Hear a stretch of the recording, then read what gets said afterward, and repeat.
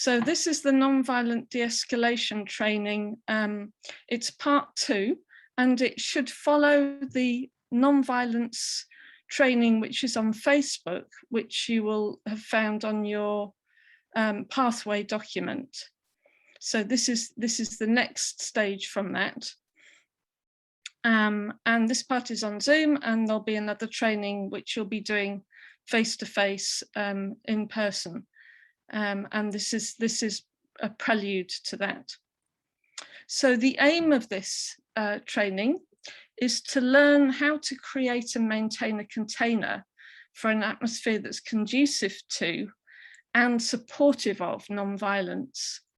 And I'll be explaining what that is, the non-violent container. To de-escalate drivers and passengers who are angry or upset, and to de-escalate police and or to expose their violence, discerning which of these approaches is appropriate to the situation. And also finally to support a rebel who loses self-discipline should that happen. And also just want to say that non-violence is dangerous. This is no guarantee as to our safety, but it is likely to be the most effective and the least risky of all the methods that we could use. So that's why we're using it. And therefore, because it's not safe, this training also aims for us to learn and also to practice in the face-to-face training how to protect ourselves and how to protect each other from an aggressor, and also what to do if we're being lifted or dragged off the road. And also just to say that this training will probably fail somebody, because in almost every action, there's some kind of casualty, usually an emotional rather than physical casualty, as a result of insufficient preparation. So I just want to emphasize the need to please give the best of your attention and time to doing these trainings on Zoom and in person. So now a very short introduction to nonviolence. You're probably familiar with Gandhi and Dr. Martin Luther King, who are probably the earliest known practitioners of nonviolence. So that's what most people associate with nonviolence. It defines itself most easily by what it's not, but that doesn't mean it's the same as refraining from violence. And it's because of this that it's usually viewed by activists in one word, or expressed by activists in one word, without hyphens, to indicate that it's both positive and active. So actually, by being positive and active, it also defines itself by what it isn't. So non-violence has been further developed since those times with Gandhi and Martin Luther King by many movements and activists, strategists, thinkers and faith practitioners. And there are many definitions and interpretations and many approaches that have stretched the Overton window on non-violence, all of which is a good thing, I think. Also just to say, non-violent civil disobedience is very much about challenging obedience and questioning authority and power over. It doesn't even necessarily mean breaking the law. It's about breaking social norms and conventions in a way that creates disruption and puts pressure on, strong pressure on for change. An inspiring example of nonviolence can be seen in, there's a really good short film by XR called Waterloo Uprising. And that, especially the second half of the film, is very good in showing the confrontational edge that is an essential part of civil disobedience. So I recommend that to you. Non-violence can be practiced either as a strategy, or some say strategy, tactic, or pragmatic approach, which is a method used because it's most likely to be effective, and also because it tends to be very inclusive of activists of all kinds, whether they have a faith or not. Because the other way it can be practiced is as a principle. So that's a method used because it's right, because it's ethical, or because it's in accordance with a faith. So like, for example, it's enacting the will of God, or it's the path of the bodhisattva, or something like that. And activists who follow the principled approach might frame their actions as a prayer, or as poetry, or as art. So those are two approaches, the strategic or the pragmatic approach, and the second one, the principled approach. So you choose the method or the approach that works for you. And I would just bear in mind that activists who follow the principled approach are often the most well-resourced in the long haul, and especially for high stakes actions that involve danger or involve prison. So you might want to bear that in mind. And also, I would suggest that this is a really interesting discussion to have with your group, to discuss the principled and the pragmatic approach, and explore in your group your different approaches, and to recognize each other in your choices there, because you don't all have to agree with each other. Okay, now coming on to a definition of nonviolence. Now there's as many definitions of nonviolence as there are activists, I would say. This one I'm offering, it's very street ready. It's a really good working definition. And it's the idea that creating the conditions for nonviolence during actions is a bit like tuning a stringed musical instrument. So the strings need to be adjusted to the right tension. So not too slack and not too tight is what makes the music. So the tight tension is created by civil disobedience and confrontation without violence or aggression. So such as breaking the law, or breaking norms, or causing disruption. The tension is eased by our intention to do this for the benefit of society, without violence and with respect to everybody. And it's also eased by creating a non-violent container, which I'll be going into further down. So just to give you a bit more of a sense of the too much tension, the too little tension effect. So too much tension is going in the direction of being a bit edgy, right through to being full-on militant. So it can go anywhere along that spectrum. And a typical example of, milder version of too much tension would be when activists and police are facing each other nose to nose with intense and sustained eye contact, so locked with their eyes at each other. And another one, excessive exuberant energy being expressed in some way, dancing right next to the police, or right next to a car and its occupants. So if you were to dance exuberantly right next to a car that you're blockading, that would be a real wind up and really irritate those people. And then another one would be doing something like drumming on a roadside as the police are approaching.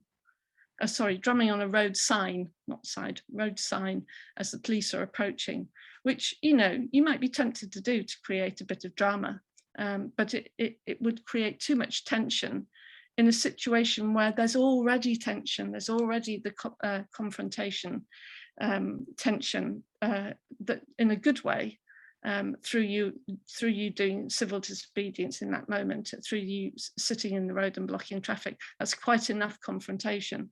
You don't need to add to it by drumming on the road sign. So examples of too little tension is being a bit passive, a bit flaccid, and being obedient, right through to being completely apathetic is the far end of that spectrum. And completely compliant. So an example of this would be that you ask permission rather than telling the police what you're going to do. that you just follow police orders to the extent that you give ground in some way, or to decide to do some other kind of action that fails to escalate the strategy. So, for example, if you decide that actually maybe it's not such a good idea to block the traffic and let's just have a demo at the side of the road, which would be, de-escalating in a bad way, because you're not keeping the pressure up to create change. So that's too little tension. So when you're in your in-person workshop, you're going to be exploring this what I call being non-violent, being violent, or just not being violent, as it might manifest in our own action. And you'll be doing this on a spectrum line. And I also want to refer you to the previous talk, which goes in much more detail into these three what can I call it? Well, three directions in a way, that you've got violence on the one hand, and opposite to that, you've got not being violent on the spectrum line, rather than non-violent. So you've got violent and not being violent. And the non-violence is actually not in between. It's actually something that's outside of the framework in a way, and yet it's informed by those two positions. It informs itself as not being violent, and it also informs itself as not being passive, which is what happens in the not being violent end of the spectrum. So you'll be exploring that more in person on the spectrum line. And I also want to explain that these 3 points of the spectrum, they have a gravitational pull, rather like a planet. And that when an action is within the orbit of any of those 3 planets, they tend to accrue certain characteristics when they're in that orbit. Yeah, this is also explained in much more detail in the previous workshop about nonviolence. So if you haven't seen it, it's probably worth watching that before you continue with this training.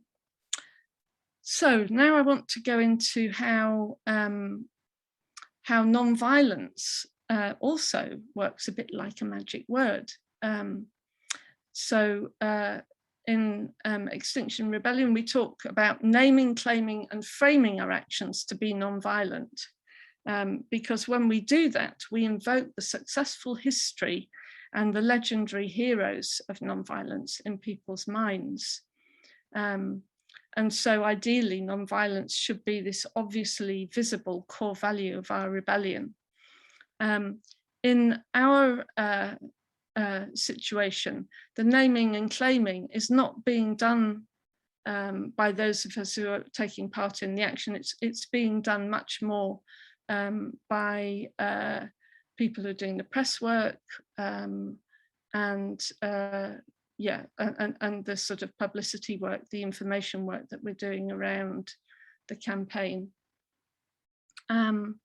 So now I want to go more into how to create a non-violent container.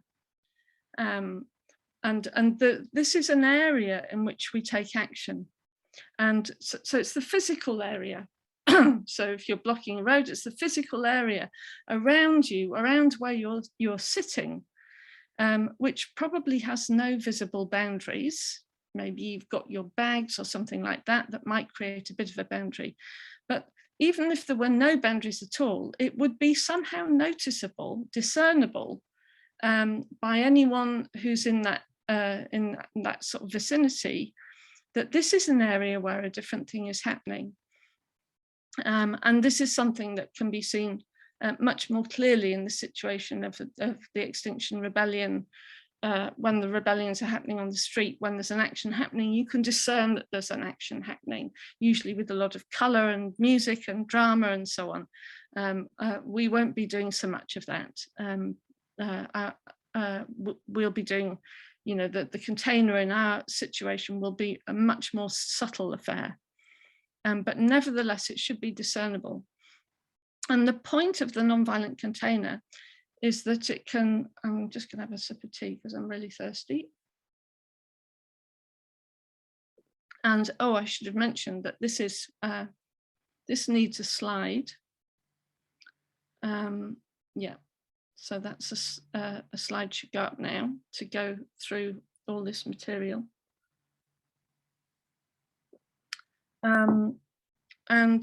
Yeah, so creating this nonviolent container, it can bring a sense of community and a sense of solidarity. It can demonstrate caring for each other. So caring is something that really supports nonviolence. Whether or not you're in receipt of caring, it doesn't matter. If people can see that other people are caring for each other, that creates an ambience that supports nonviolence. And so it frames a nonviolent ambience in a way that can be discerned. And that this reduces the likelihood of violence. And it also opens people's minds, and it also hopefully really touches their hearts as we model the change that we want to manifest in the world. That people are moved by that. And it supports this skillful level of tension to maintain calm, and yet also to enable the non-violent confrontation to take place without any violence. So, another cup of tea. And we need the next slide now. And I'm going to go into some examples of this framing of non-violence and creating a non-violent container. So what we're doing right now is part of that framing. We're doing a training in how to do non-violent de-escalation, and we're deepening our understanding of non-violence. So that is going to play out in our situation when we do the action, and will feed into the container. We have our group agreements on behavior, on how we behave. And if you're not familiar with these, you can check them out. You'll see a reference to them in the pathway document, our agreements. You can wear visible and colourful patches that say non-violence on them, on your clothes, taking care to yeah, not overdo it with the patches, but something that indicates non-violence is quite good in just indicating to anyone that sees us what we're about.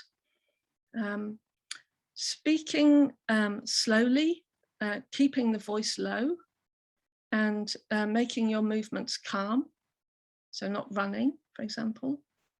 That also supports non-violence. And singing is very good. We won't be using musical instruments because in our situation it could look too provocative. If we look as though we're having a great time at the expense of everybody else, it's not going to inspire much empathy in them. But singing amongst each other, I think, you know, that's about as, you know, as musical as we can get, and I think that will support the non-violent container. And demonstrating caring behaviour. So, for example, by offering fruit and snacks, offering bottles of water if people need that. And also, if it comes to it, if somebody needs to use the toilet, maybe we could provide a couple of sheets or cloths, you know, about the size of sheets, to be held for their privacy.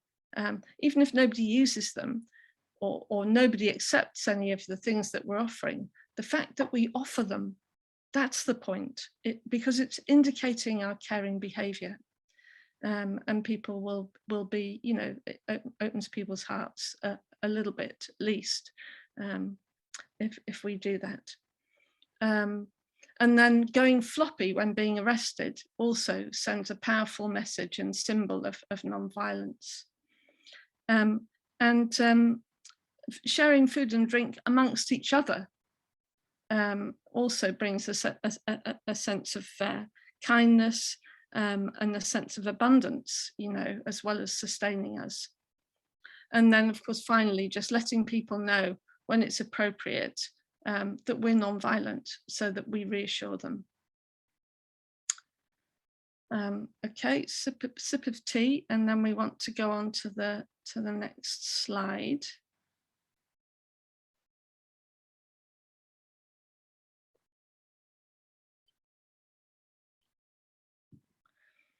Okay, so this is a little bit about preparation for de-escalation or for any kind of high impact scenario, about your clothing and how you present yourself. So you shouldn't wear jewelry, especially long dangly earrings would be a really bad idea. Don't wear your hair in a ponytail or in any kind of style that invites somebody to grab you by the hair. Cut your fingernails to avoid them being broken or accidentally scratching someone if you're being taken out of the road or something. Wear comfortable and regular normal clothing rather than something that's a bit hippie or theatrical, to enable people to sort of be able to identify with you. This is a person that's like us, you know, and so you want to be, you know, fitting into normal society as far as that's possible with the clothes that you wear. But obviously you need to be careful, need to be comfortable. That will support you in your action. And you can also provide a bit of extra protection to yourself by using a bit of padding at the knees and the elbows, and you can use large plasters for that. But don't wear protective padding on the outside unless you're, well, we'll come on to the next point now, that if you are going to be doing a lot of one-to-one de-escalating, that's the role you're playing in the group, and you find it hard to squat down, what you could do is wear knee pads. So maybe it's acceptable to wear those on the outside, or you could bring a piece of a camping mat or a gardening mat and kneel on that. It's important not to wear padding very obviously on the outside, because if some of us are wearing padding and some of us aren't, and the police see the padding and think that they can just mishandle us because we've got the padding, and then somebody else maybe doesn't have that, you know. Plus it also, you know, it's our vulnerability that gives us our power. And so we don't want to get in the way of presenting ourselves as soft bodies in the way of the traffic. That needs to be visible. And then finally, just there's a few other considerations that you might want to take on board. Not quite so important, but for example, avoiding wearing black, because black is imposing authority. If you you might notice that the door of number 10 Downing Street is painted black, as an example. And to avoid wearing yellow and black, because that's a universal signal for toxicity in nature. So for example, wasps, and you'll notice that all the signs that you see on things that have toxins in them, they're all done in yellow and black, because this is a signal that we all notice. It's really good to choose warm colours, so orange, sort of warm browns, for example, and red is a bit of a one, not quite sure what to say about that, because red generally signifies danger, but it also means stop. So in our case, it might actually be quite a good idea to wear red. So I'll leave it to your discernment which to do there. And then blue is a good colour to wear because it indicates trust. So you might notice that many uniforms are done in blue. So for example, nurses and the police all wear blue uniforms.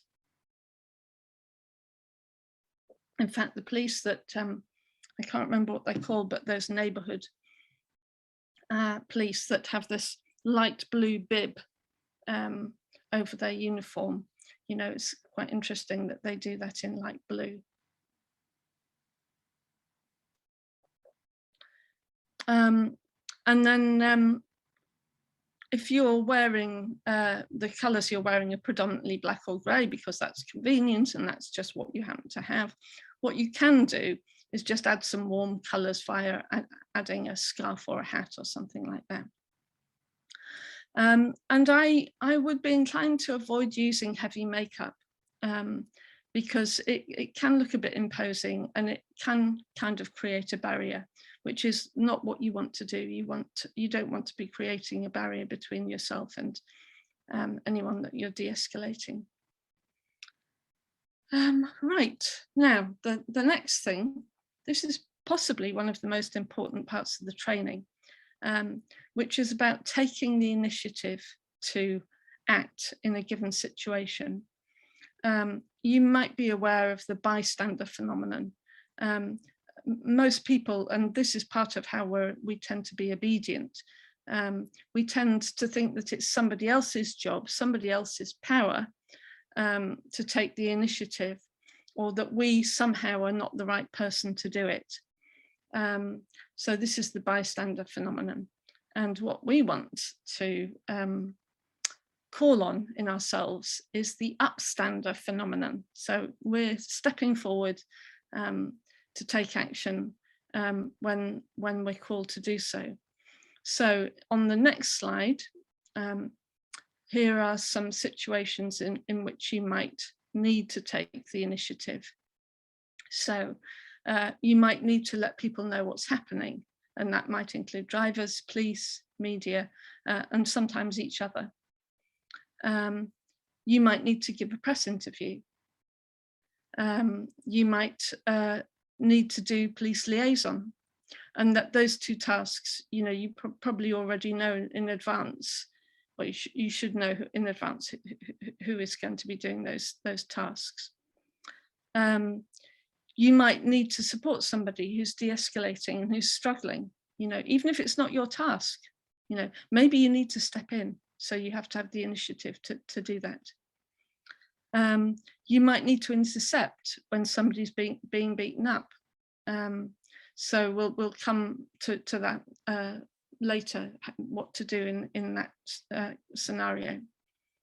You might need to support a driver who's being arrested. So not something that you might immediately think of. So you need to be flexible enough to think widely about what might be needed of you. And getting the group to allow emergency vehicles through. Alerting the police of an attack by a driver. And as we're doing this, we have to remember that we're not going to be pressing charges if something like that should happen. We can reassure the driver by informing them of this. And then that also has a way to take the tension out of the situation. So in taking the initiative, the most important thing is to actually do it, you know, to be an upstander and not a bystander. And if you can't do this for any reason, sorry, let me rewind. Yeah, so you want to be taking the initiative, and you can also do something to support you in doing this by getting the people who are around you to either join in or support you in carrying out whatever tactic you happen to be using in that moment. So they just need to copy you or be in support of you in some way. Not coming too close to you necessarily, but being somewhere visible, contactable if they're needed. Now, some people may be more vulnerable or maybe more at risk in doing a de-escalation role than other people. And so everybody needs to reflect on what's wise and what's safe for them to take the initiative. And particularly thinking of BIPOC people, as in Black, Indigenous, people of colour, and also young men are probably more likely to be at risk. So, and anybody that typically experiences prejudice. We live in a prejudiced society, and anyone who de-escalates, who typically experiences prejudice, may be at risk. So you need to bear that in mind and think about whether you're the right person to do it, and that has to be your decision. If your hearing isn't so good, or your English isn't so fluent, if it isn't your first language, you may not be the best person to take on de-escalation as your main role. And if for any reason you don't feel able to take the initiative, or you think it might be too risky for you, then please do respect your own reasons and boundaries, and respect your limits on your confidence. That's your decision, and we all must respect each other in this. If you're one of those people and you feel able to ask someone else to take the initiative, then that's a good alternative. And if that doesn't feel possible either, well, that's okay too. We all have our different contributions to bring to our situation. Women, it must be said, women are probably the least likely to be at risk during de-escalation, and especially older women. Anyone who looks like they might be somebody's mother or somebody's grandmother is likely to accrue a fair amount of respect from people. So now we're going to do an exercise in how to take the initiative. So the intention of this exercise is to go past your ego. So I bet many of you will be thinking in these situations, I can't do that. You know, you'll be probably having the bystander kind of response. This isn't the right thing for me to do. So this is your ego, and you need to go past it. Your ego will definitely not serve you in stepping up to take the initiative. It won't help you if you bluster forward either with a sense of importance, and it won't help you if you tend to sort of shrink away from the task.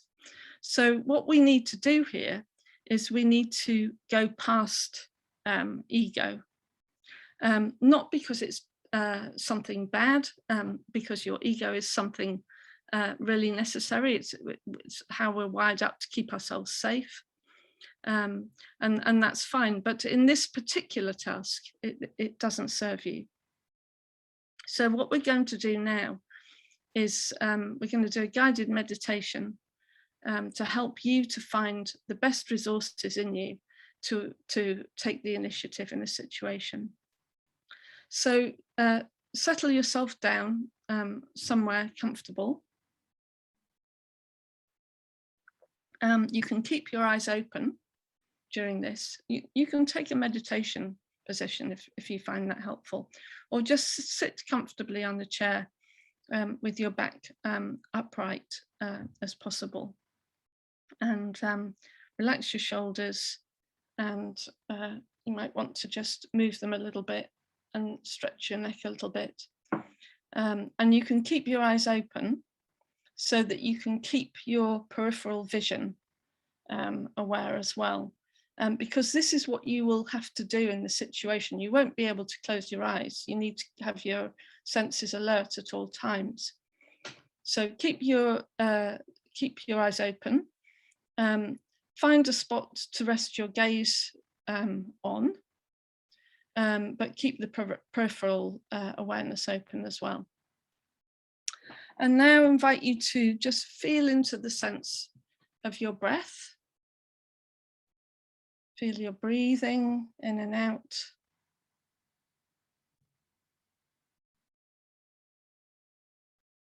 And particularly noticing the out breath.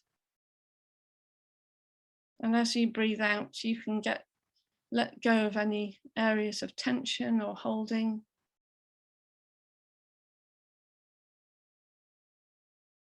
So you can breathe in into the area of tension. And then as you breathe out, you can just let that tension go.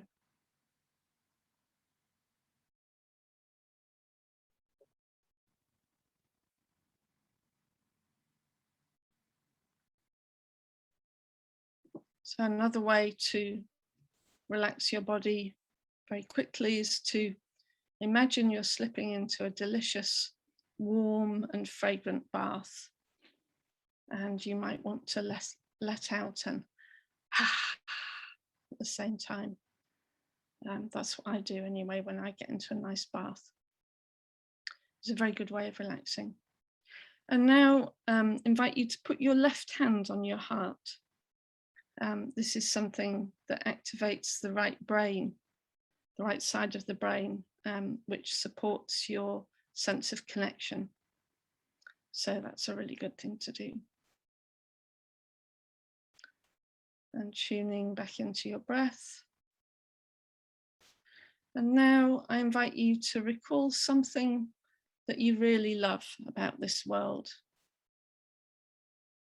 Maybe it's a landscape, a place that you go to, a favorite garden, somewhere that you went to as a child. And just feel into how much you want that place to be safe and protected.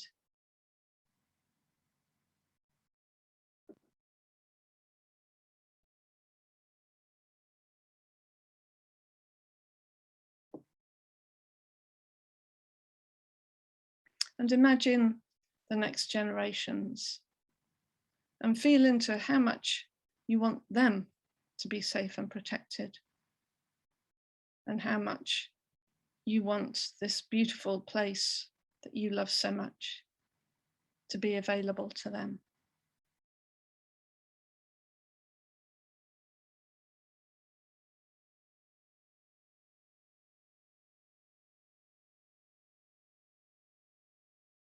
And now I'd like you to imagine or call to mind someone from the past who has particularly inspired you. Maybe it's somebody you knew in reality, but it might even be a hero that you just heard about and didn't actually know. It could even be a fictitious hero from a story you've read.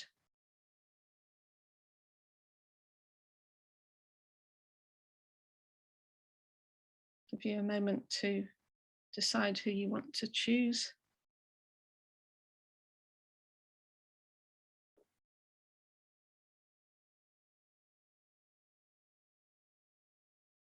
And now I'd like you to feel into your deep respect and your gratitude for that person. And feel into the warmth of their being, their light shining on you.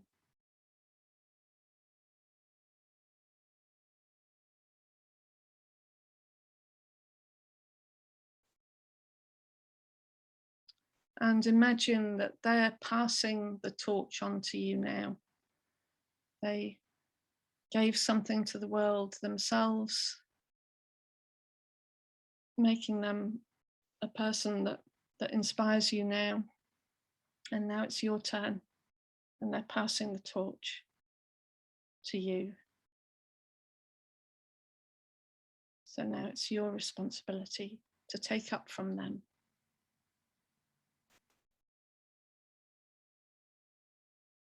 And now I'd like you to imagine the grandeur of the sky at night, filled with stars. And here we are together on a planet circling through space, on this beautiful blue pearl of a planet whose mantle of life is so deeply threatened. And just at the same time being aware of the grandeur of that open, expansive sky at night. And yet feeling into how the life of each and every being on this planet counts. Every life form, every being has its place. And you can be a protector of those beings now for life on Earth.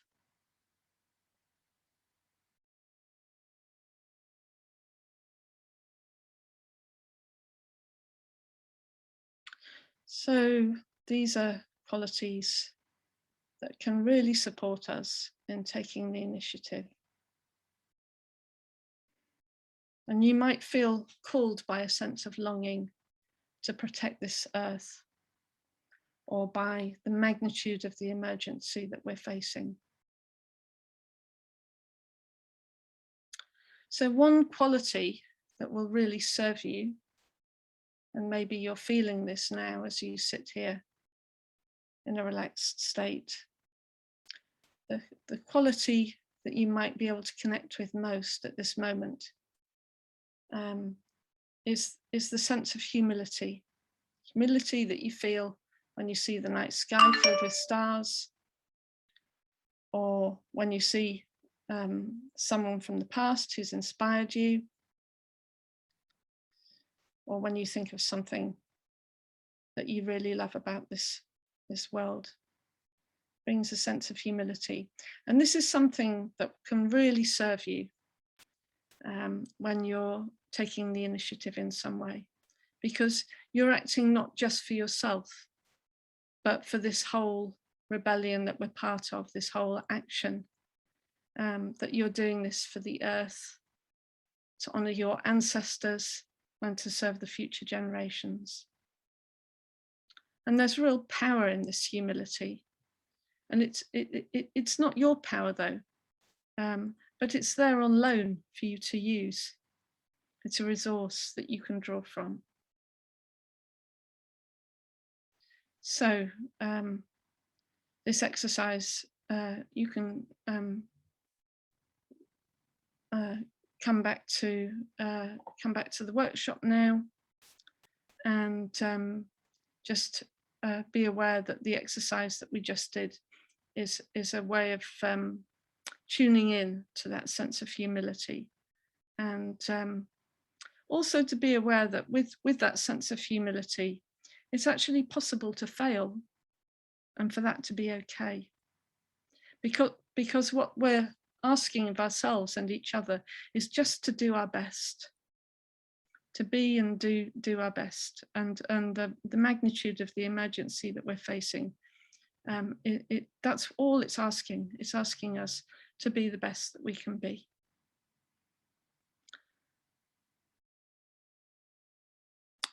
Okay, so now we're going to move into looking at some de-escalation tactics.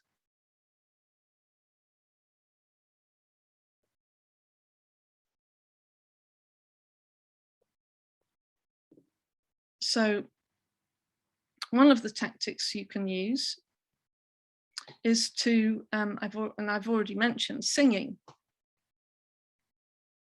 And if you want to get the group to sing, it's also useful to get everyone to be quiet first.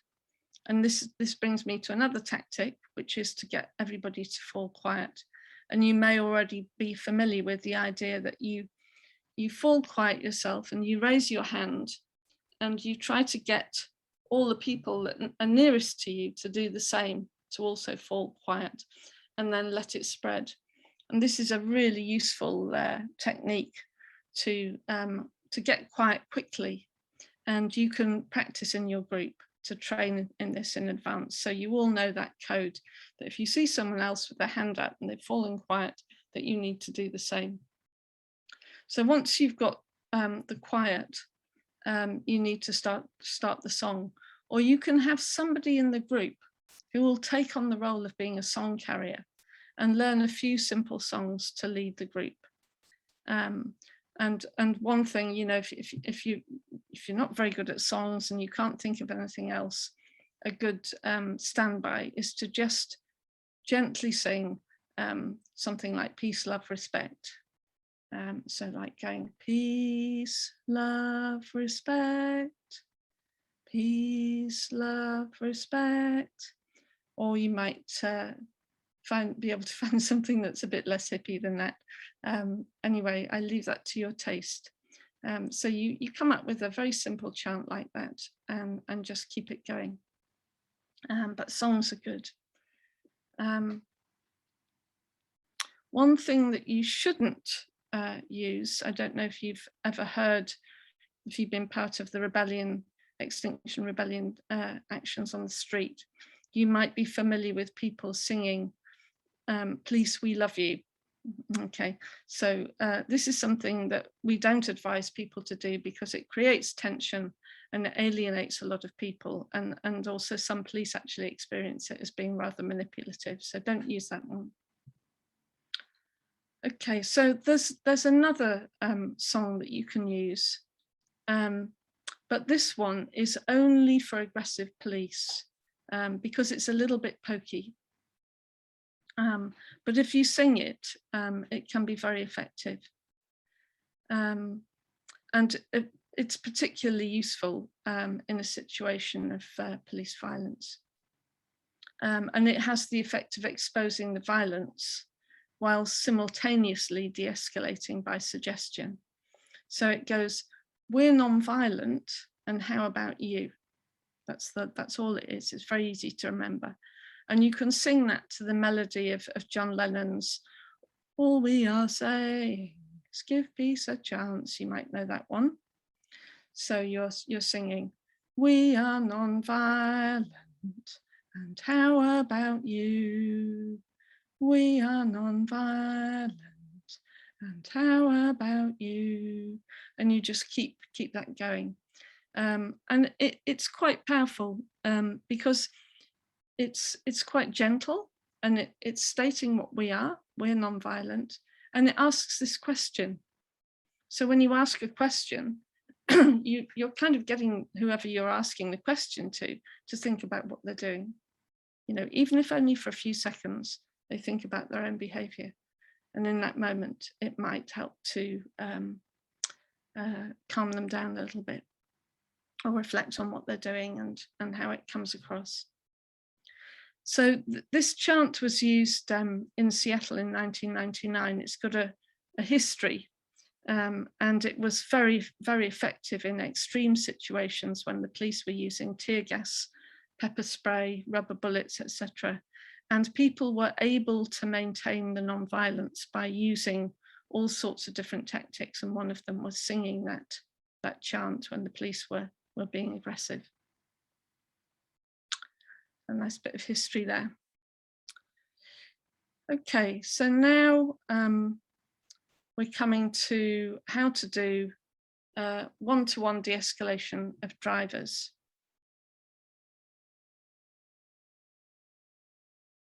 And we're going to be looking at how to get calm and how to ground yourself.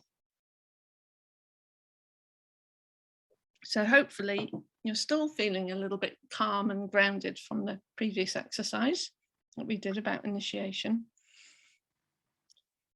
But what I'm going to do now is I'm going to talk you through these practices, and it's good if you do them as I talk you through. So I have a little meditative session again. And we need the next slide up now.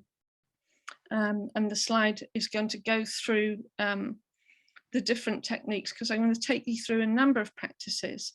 And the idea here is for you to try all of them for a little while, and then choose whichever works best for you. And it's worth giving them a little bit of time.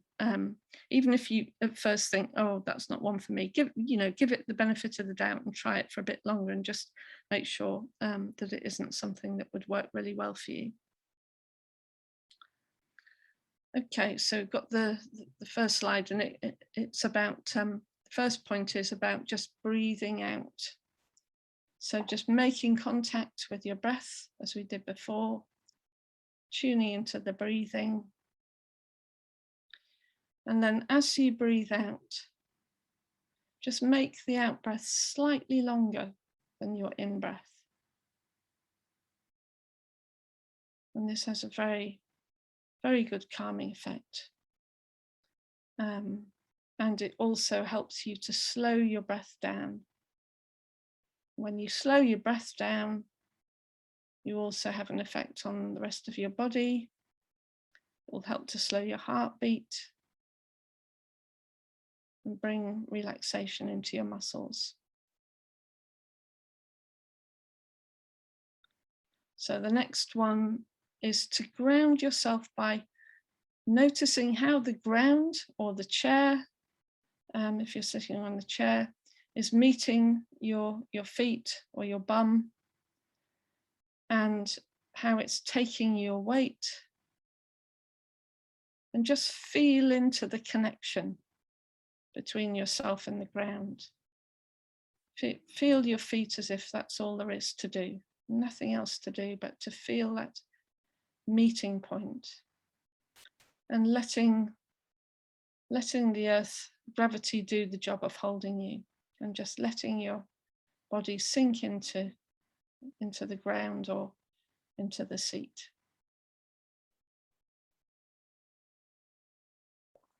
Of course, you can combine some of these practices, so you might want to begin by grounding and then connect with the breath as we did at the beginning.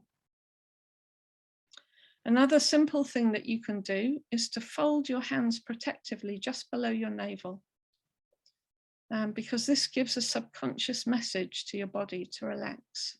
So when you hold that position, your body will slightly relax. If you bring your attention to it, it will relax a little bit more.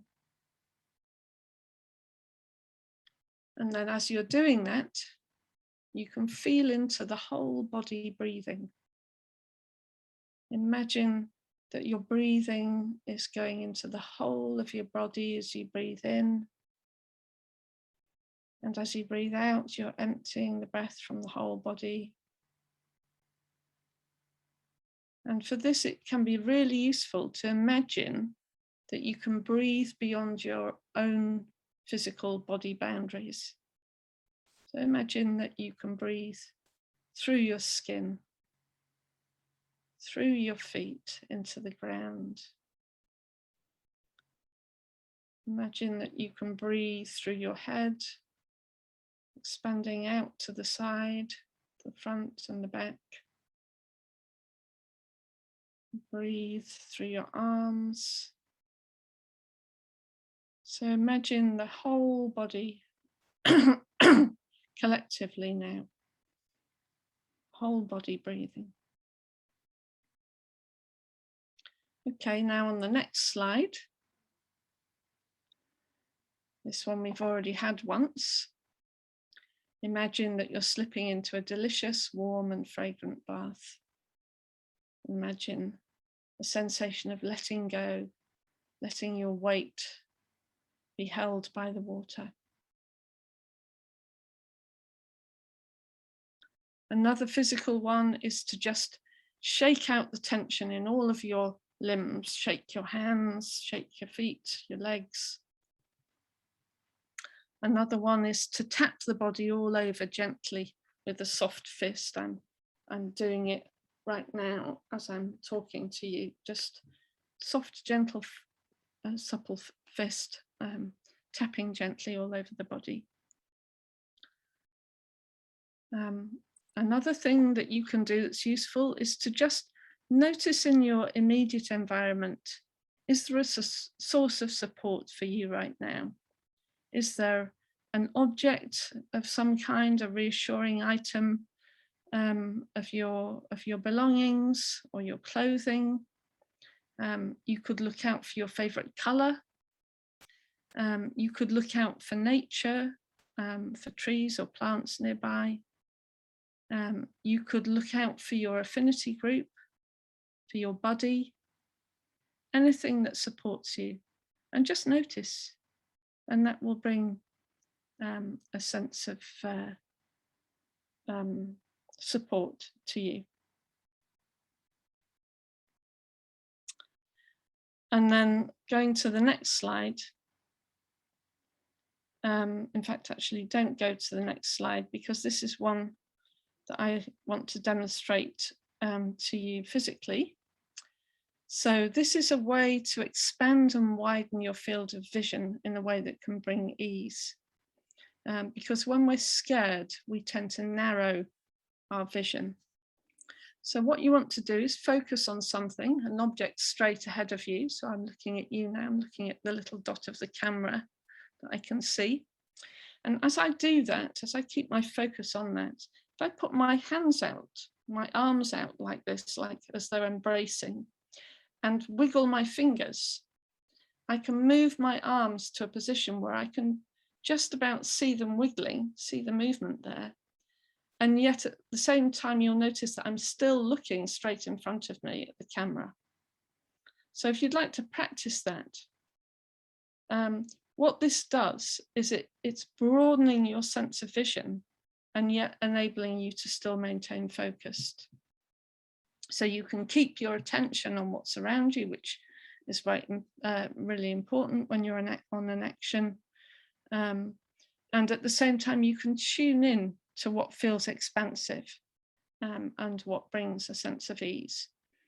So that's something that you can do very quickly. It's a great one to do as you're approaching a driver to de-escalate, is to just widen your field of vision.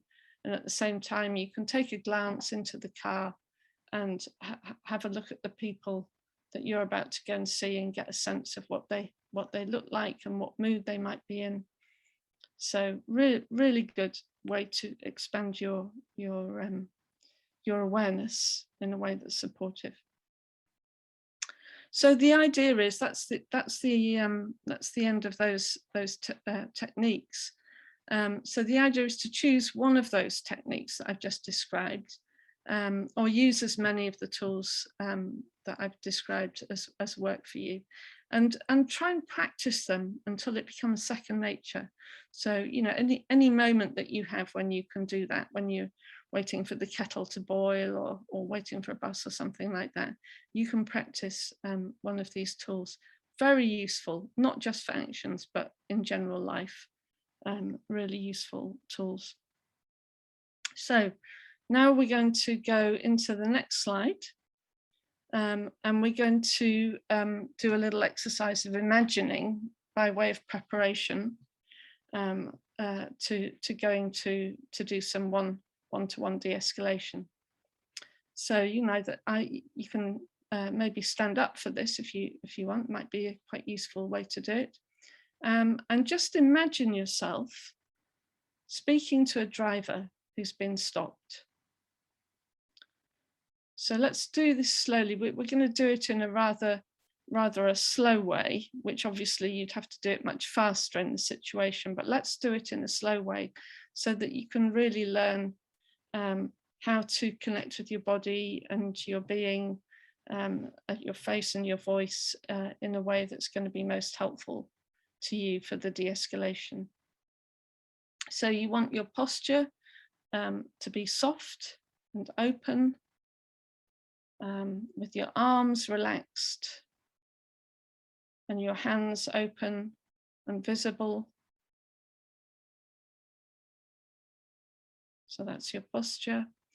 You want your face to be soft, and you might occasionally glance at the driver, but you don't stare at them. You don't get into a eye-locking thing, just as you normally would. Perhaps you might notice when you're in conversation with someone that usually what you do is you glance occasionally at them. And most of the time you might be looking down or looking out into space.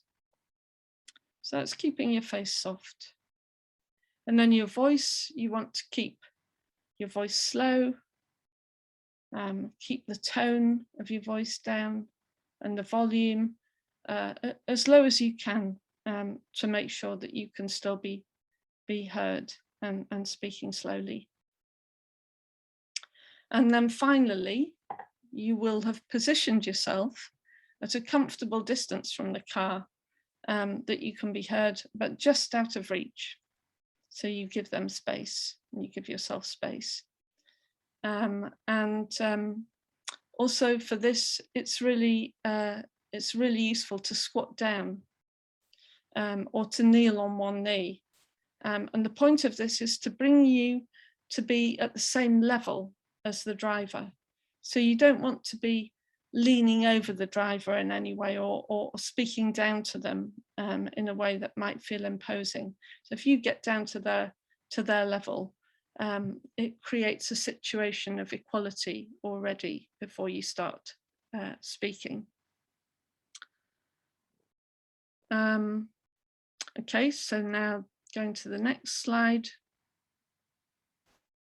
I want to take you through one of the most important parts of this process, which is the 5 stages that you need to go through when you're de-escalating. And it would be really a good idea, we've got these on the slide, it would be really a good idea to learn these by heart, and really practice remembering them with your group. You know, maybe you want to go through them at the beginning of every meeting. You could go through these 5 stages. Somebody could try to remember them all, and if they forget, others can help to remind them. And you might want to write these up on the flip chart at your training, so that you can go through them and remember them.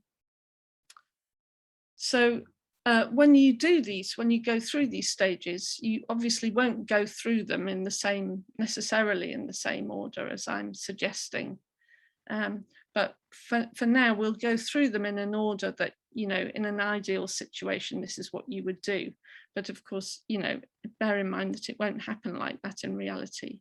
But the point is for you to sort of really integrate the stages, so that you don't have to think about the order of them. You just automatically know when to do each one from your own instinct.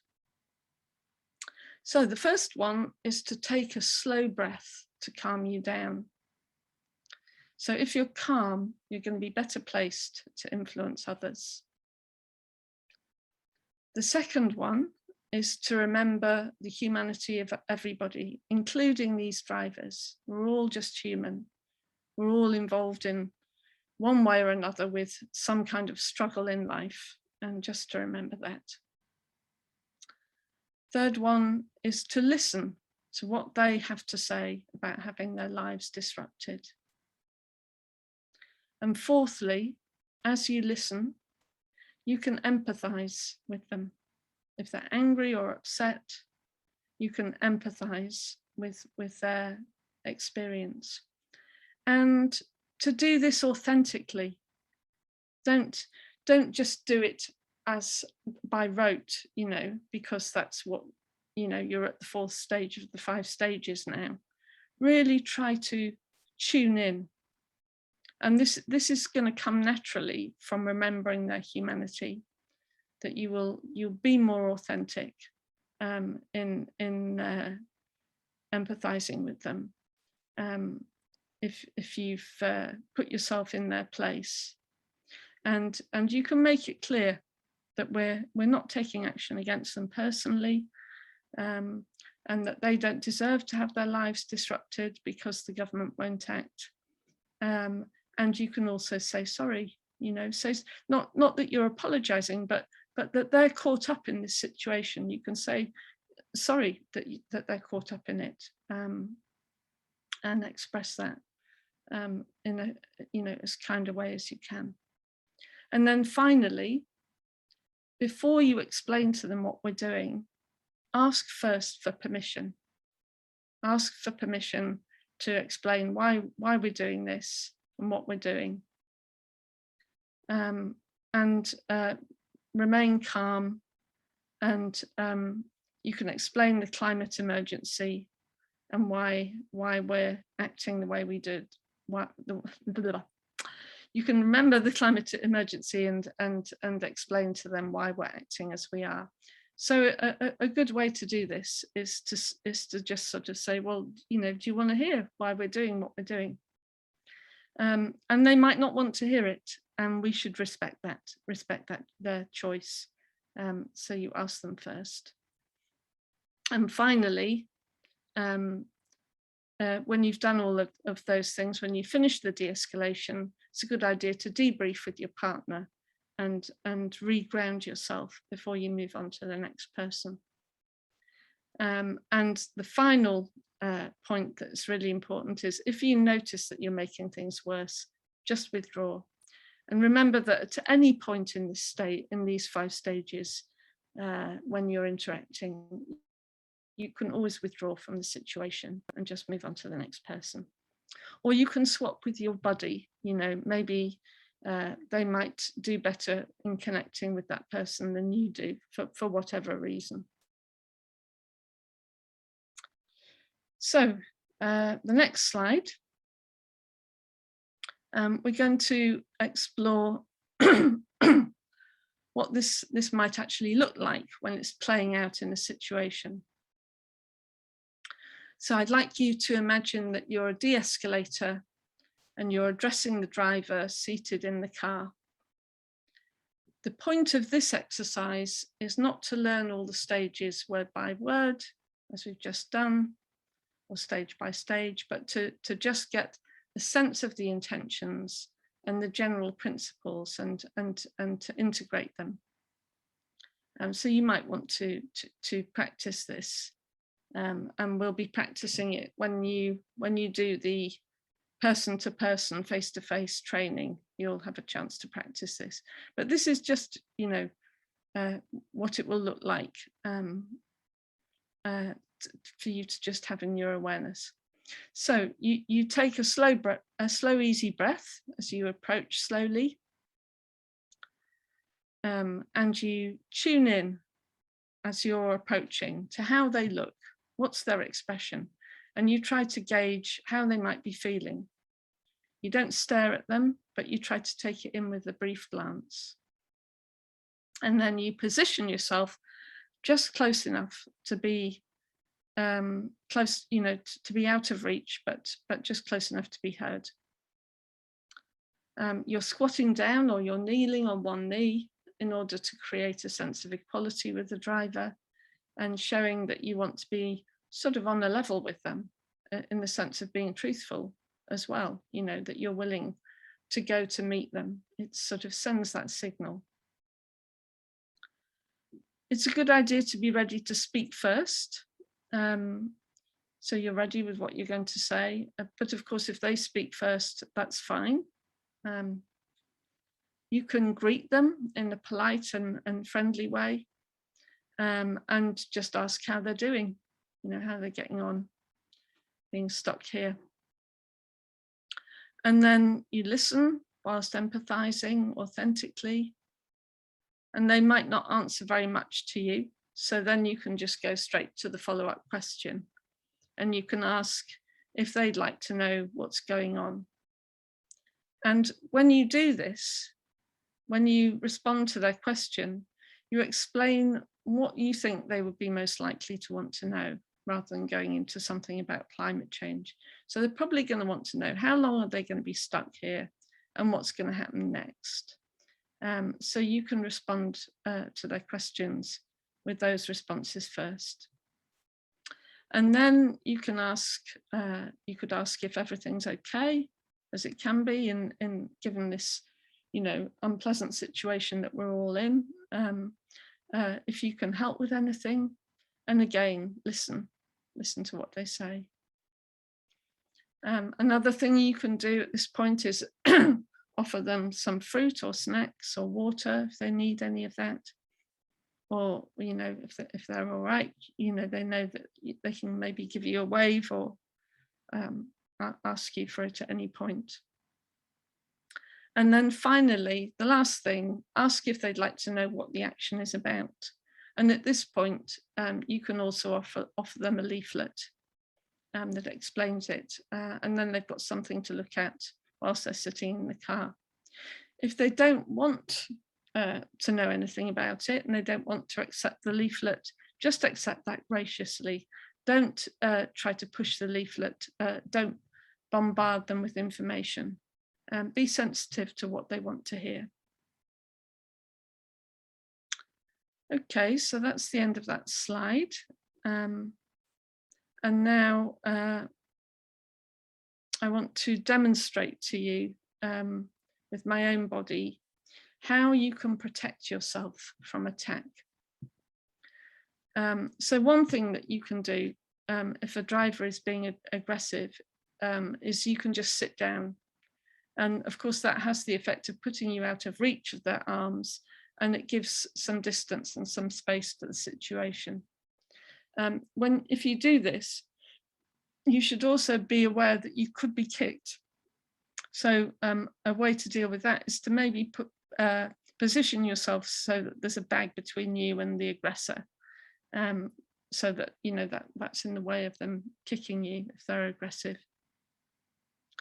So if they're attacking you, you can adopt this posture. So you wrap your, put your hands around your head with your hands interlocked at the back of the neck. I'm showing you the back of my neck now. This area at the base of your skull is a really vulnerable area that needs to be protected. So you can interlock your fingers to provide a bit of protection there. Tuck your chin in. And you can also squat down with your knees towards your face. And if you fall, it's a good idea to fall to the right, because then you're protecting your liver when you're lying on the ground. And the other thing is to maintain some eye contact with the aggressor, and also to speak to them and tell them that they're hurting you. In a way that's loud enough also to be heard by others, so they know what's going on. So once again, don't stare at the aggressor, but just have some intermittent eye contact that enables some contact to be made. Okay, so now, I should just also say, about that way of protecting yourself. Some people take the view that nonviolence should be completely passive, and they may prefer not to use a protection like that. And of course, that's a valid, completely valid way to approach things. So you might want to think about whether you want to use that protection or not, and respect each other's choices about that. Okay, so now to look at some positions, different positions to adopt for the various scenarios that you're likely to encounter. So when you're speaking with drivers and passengers, the ideal kind of scenario when you're speaking with them there's a number of different ways to meet the different situations. So that's what I'm going to try to explain now with some possibilities. And you might want to just make some notes of these as well. So one of them is to, if in a situation where a driver is standing and is angry and aggressive and addressing all the rebels who are actually seated. So the driver's standing, the rebels are seated.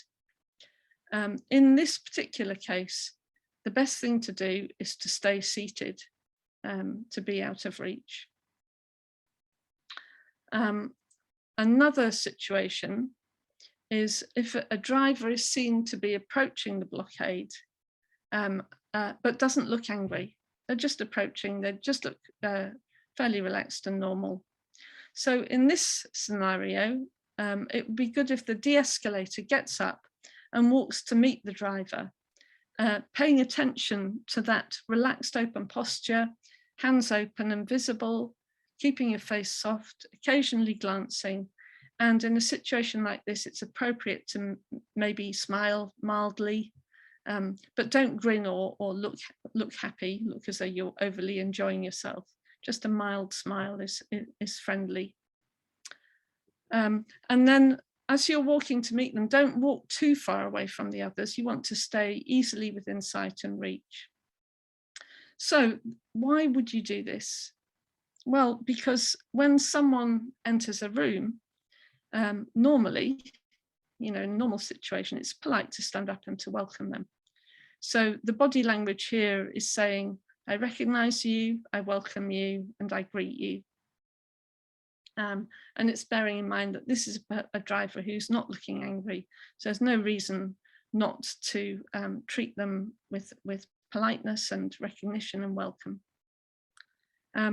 There's also, there's something about the body language that is beneficial to walk to actually meet someone, because they're making themselves vulnerable in coming to speak with you in this situation.